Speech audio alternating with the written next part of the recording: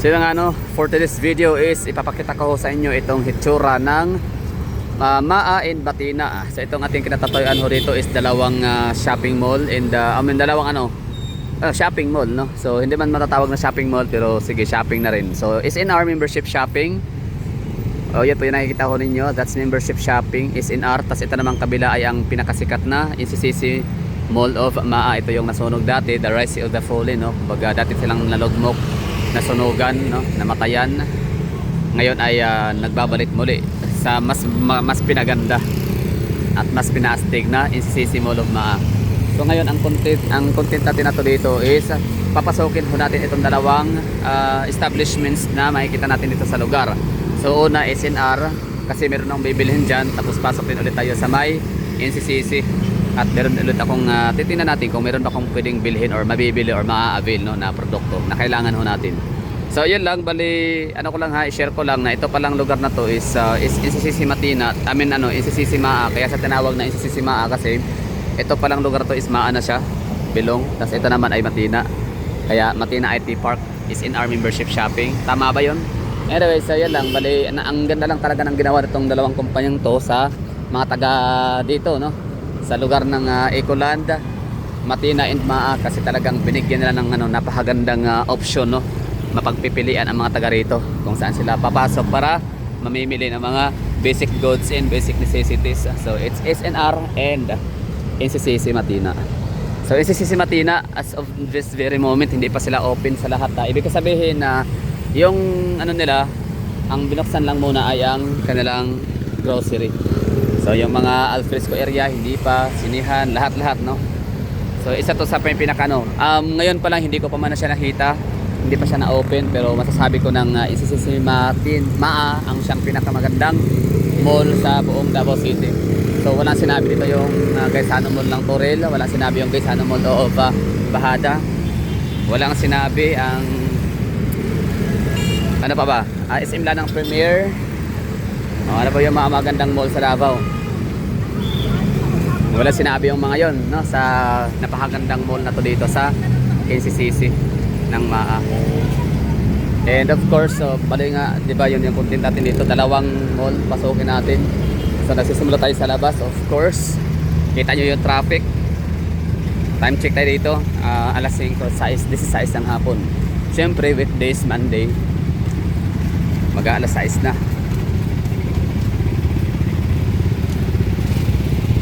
Kung kayo ba pipiliin, saan kayo gustong pumasok? NCCC ba o SNR? Kasi kung gusto ng mga dekalidad na produkto, imported, ang ibig ko sabihin imported, no? So hindi nyo kailangan mag-antay ng mga kamag-anakan, hindi nyo na kailangan makisama, makiplastic, no? Or magpapaalipin sa mga kamag-anakang abroad, no? Lalo sa mga taga-western, para lang mabigyan ng mga imported products and imported goods. Kasi meron na tayong SNR and of course Landers din, pero SNR kasi yung natin ngayon. So yun, pasokin natin para tingnan natin ulit yung loob. Compare, hindi naman kailangan i-compare, no? I mean, pwede rin comparison. Kumbaga, anong pinagkaiba? The differentiation na lang, i-differentiate na lang natin. What's the difference between SNR and NCCC? Of course, ang pinakauna pala natin ma-differentiate is yung structure, of course, tsaka yung estilo, yung sistema nila. So ito si NCCC Mall is mall talaga siya. Ibig sabihin merong simbahan, merong hospital, clinic, merong sinihan, merong shopping store, department store, grocery store, mga food courts, at kung ano pa, marami na kumplitos, Ricardo's. Whereas itong si naman is si SNRI, lang talaga siya, parang bodega. So para siya warehouse, no? Literal na bodega. Ibig sabihin, imbakan siya ng mga pagkain, mga goods na kita mo yung bodega, di ba? Yun talaga yung tsura nito. So SNR versus NCCC. So pag SNR, ang meron dito siyempre mga grocery, mga appliances, mga housewares, mga household use, mga mga household na mga stuffs. So meron akong tatagad to, gustong binibili ko lagi ng mga heater, yun kasi mura lang, tsaka buy one take one. Wala na, alam na, bili ako nito talaga. Pero hindi pa rin pala ngayon ako bibili kasi meron pa lang aabangan sa Landers. Shout out sa mga Landers holders dyan. So yun, okay na, no? Bali, ito yung masasabi ko sa SNR. Yung kanyang ano, pinagkaiba sa SCC ay syempre ang mga produkto nga dito is mostly ay imported. Made in abroad, western part of the Philippines. I mean, Europe pala. I mean, ano, world. So, yun, ganda, di ba? Oh, literal na bodega, warehouse, no? Ibig sabihin, imbakan ng ano, storage ng magagandang mga item, de kalidad, durable. Tapos yes, mahal siya, pero kung gusto mo makatipid, doon ka sa buy one take one. O nga pala, isa rin sa maidadagdag ko na differentiation, no, ng SNR versus grocery store ng NCCC is maliban nga sa bodega type itong NCCC, mataas yung roof. I mean ano, itong SNR mataas ang roofing, tapos malalaki ang mga items nila. Wala kang makikita dito mga sachet-sachet, no. Puro talaga to dito ano, buy big save more, no. So malaking shampoo, malaking mga concentrated juices. Means you can save a lot or you can save more. Buy big, save more. Ganun. So, and maliban doon sa nabanggit ko ng mga iyon, ay ito rin pala ang pushcart. No? Ang pushcart ay pwede dito 2 tao. Tsaka tibay talaga. Oh. Tibay yan. Oh. Yan, sinakyan ko pa. Diba, pwede mo. Pwede ka pang sumakay. Oo, road trip. Boom, boom. So yan ang ano, isa sa mga kaibahan ng SNR. Of course, no, big difference. So what's the difference between SNR and CCC? Such a big difference.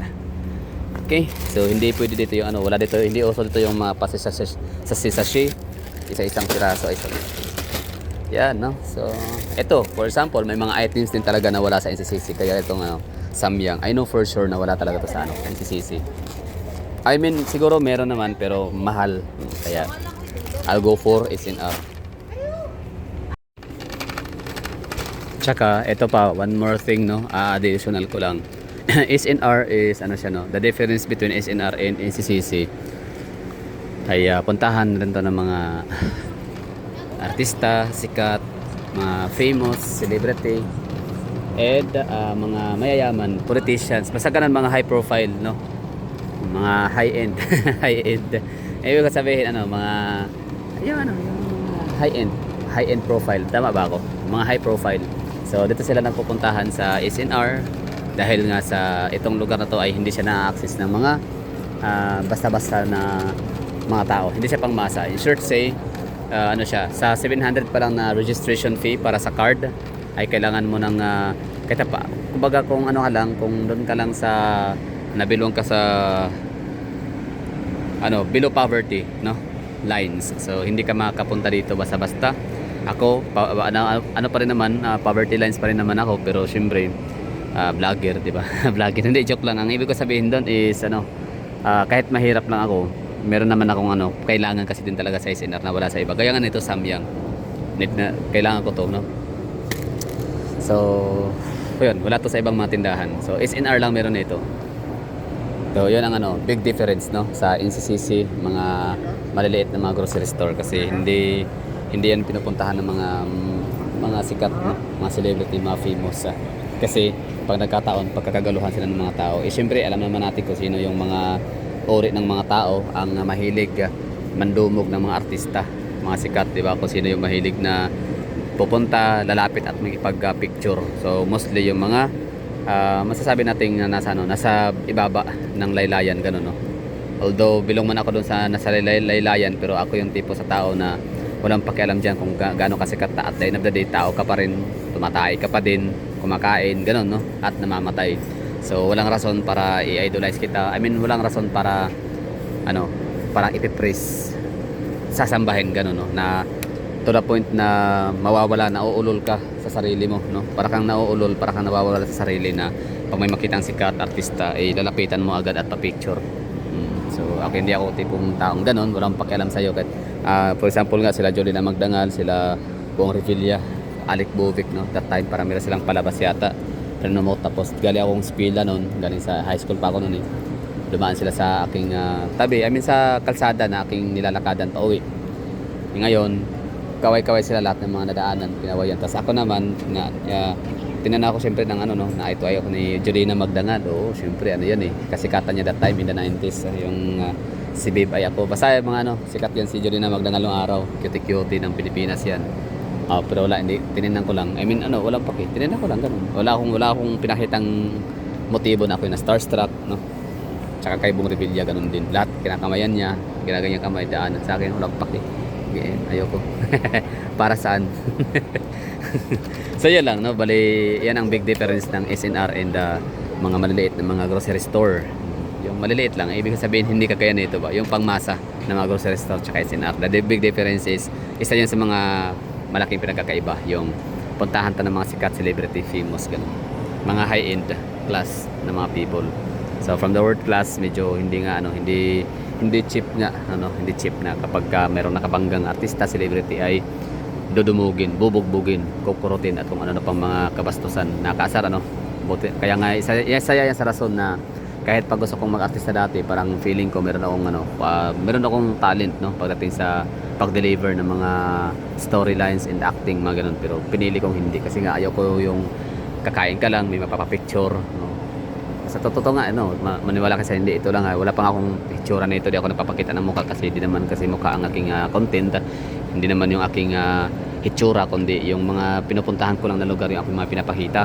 Pero may mga napapapicture pa rin, gano'n. At saka yung mga napapashoutout, ewan ko ba, parang, uy, vlogger, ayoko ng ganong attention. So, I hate attention, kaya, yun. Siguro, kaya rin ako gusto sa hindi, hindi, joke lang. Wala namang may pakidin sa akin pero, yun lang, ang nakita ko lang na-observe ko lang na difference between pangmasa ng mga grocery store and mga membership shopping, gaya nitong SNR. Ito naman, tingnan ko lang for the record lang to. Bali, kasi pupunta ako ng Landers. So, possible na magkakaroon ko ng comparison between prices nila sa heater and rice cooker. Bakit ba? Gusto ko talaga yung heater nila tamang-tama, nasira na yung akin. So, or naluma na. So, need ko ng bago. So, magkano siya? 1.8 liter. Ang ganda, no? So, malaki siya.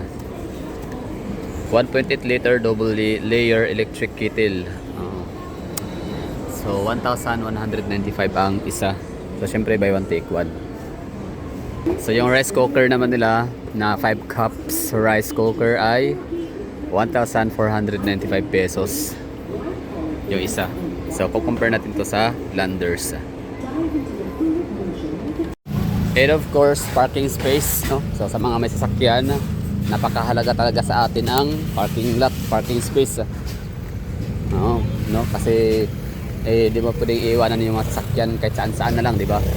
So ito yung parking space ng SNR. So ano siya, open field, just like SM, no, ang setup. SNR Landers.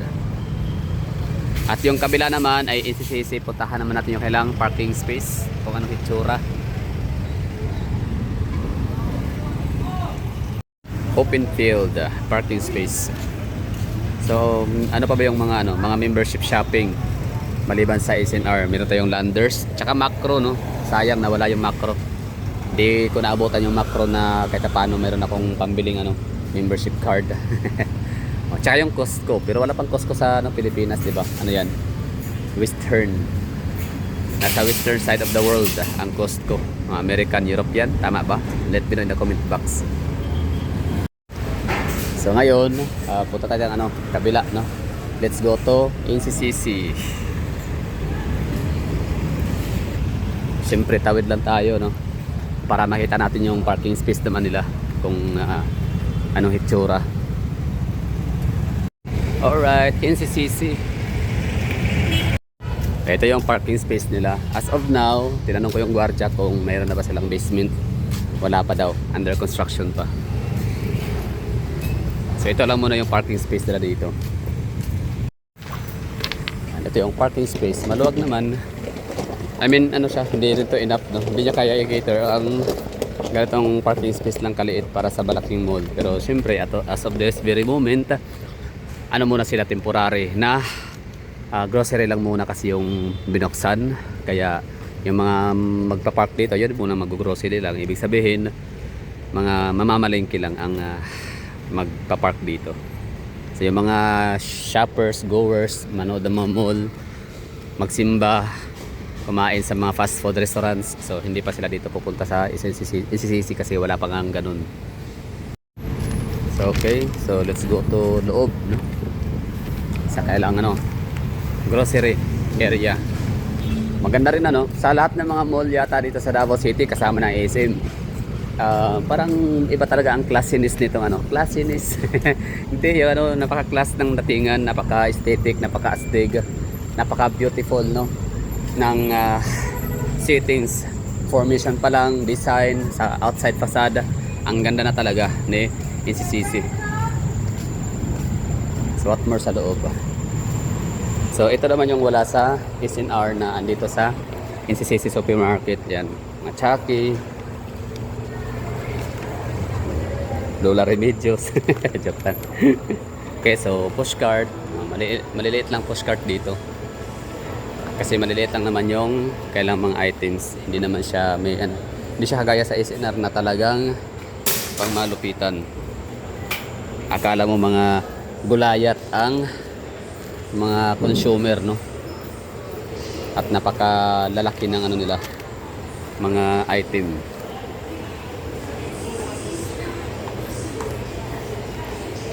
Ito yung loob nila. In fairness, hindi naman masikip, no? Tsaka nung pumunta tayo dito ng opening last year ba yun? Or first quarter of the year, January, February, March, or last year ba yun? I'm not really sure kung kailan. Yun? Medyo hindi pa siya ganito, no? Tiled. Tama ba? So ngayon siya, bago na. Mas presentable na siya ngayon kumpara dati. Noon kasi parang medyo sikipan pa yun eh. Ngayon medyo siya, spacious. Nice one. Good job NCCC. Thank you for valuing your Davaoeño customer. Binigyan nyo kami ng napaka-spacious na lugar. Hindi siksikan. So since differentiation tayo, so for example ito rice cooker. Meron silang rice cooker pero ang pinagkaiba sa brand, no, ito Asahi. Doon naman sa isa ay hindi ko mabasa. Kinschlock, yun? Kinschlock, basta siya? Parang ibang salita. Europe. Parang German na parang yun. Iwan. Tsaka may mga conspiracy theory naman ang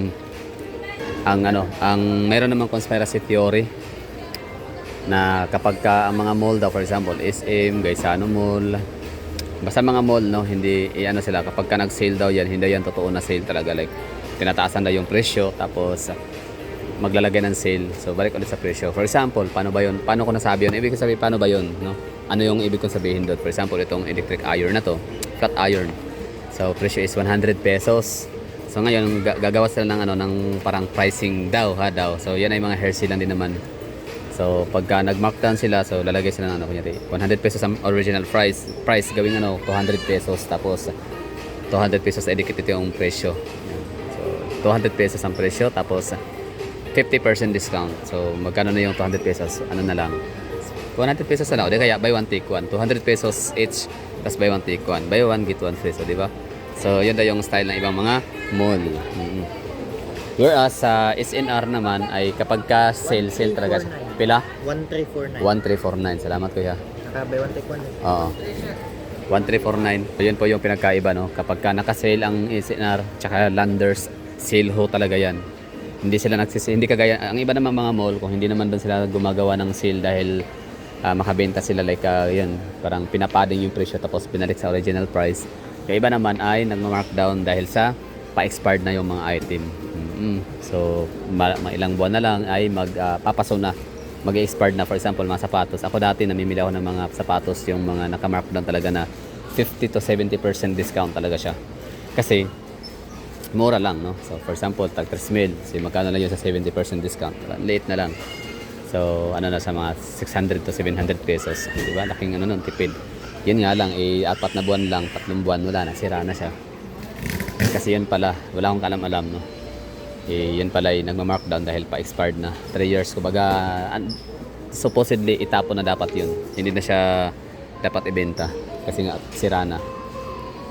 Expired na yung mga raw materials. So, ang problema, siyempre, kikitain pa na. Kasi itapon, kikitain na lang sa napakamurang halaga. Yun. That's the explanation. Pero pag Landers and the SNR, kapag sinabing sale talaga yan. Tapos hindi dahil sa pa-expired na. So So kunyari sale parang giveaway, no? Pa-sale sila ngayong araw na yon, tapos by next week balik ulit sila sa original price. Ganun ang kaibahan ng SNR and Landers. Kapag ka nag-sale sila, legit sale ho talaga yun. And ito din, no, sa observe ko talaga pinagkaiba ni SNR and mga mall, no. Sisisi man yan, no, ano guys, ano mall, SM. Ang pinagkaiba nila is itong si SNR, meron talaga silang mga pricing na nakalagay. Hindi mo na kailangan maghanap ng mga empleyado para magtanong kung magkano. Unlike dito sa SCCC for example, yan, di ba? Nakakaasar, no? Gusto mong bumili ng termo pero hindi mo magawa kasi need mo pang ano. Kumbaga very time consuming in short say. So nakaka-disappoint sa ganong portion. So samantala sa SNR, hindi mo na kailangan magtanong kasi may mga presyo na nakalagay. Ang lalaki pa, very visible in the naked eye. Ano kayo? Kayo din ba? Asar din ba kayo sa mga mga common or sa mga kadalasan ng mga or mostly asar ba kayo mostly sa mga ganitong mga tindahan, mga mall natin na walang mga presyo, nakaasar, pahirapan, no? Para kang ano lang, parang parlor games lang, 'di ba, na bring me the price. Tawag diyan. Basta parang parang egg hunting. Easter egg hunting. Kaasar ka, bad trip. Sayang yung oras. Tapos okay na sana kung super quick, bilis ang ang mga empleyado, ikukupad-kupad, tatamad-tamad pa yung iba. Tatambay-tambay. Okay, yan. Sayang. Bibili sana ng termo. 'Di ba? O ganyan yung sinanay. 'Di ba? Titingin-tingin pa siya. Hanapin niya saan yung presyo diyan. Diba? So very time consuming. Kung idinikit na lang sana lahat ng presyo sa item,